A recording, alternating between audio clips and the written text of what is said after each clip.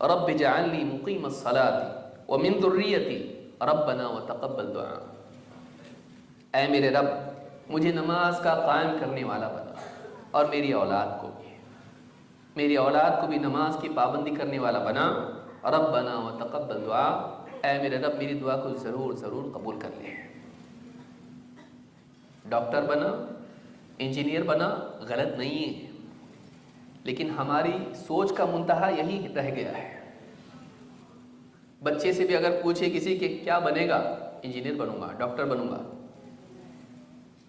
بعض ماں باپ سکھاتے ہیں اچھا مسلمان بنوں گا انشاءاللہ۔ ہے ہمارا جواب یہ ہے کہ میں اچھا مسلمان بنوں گا۔ کیوں؟ اللہ تعالیٰ نے قرآن کریم میں کیا فرمایا؟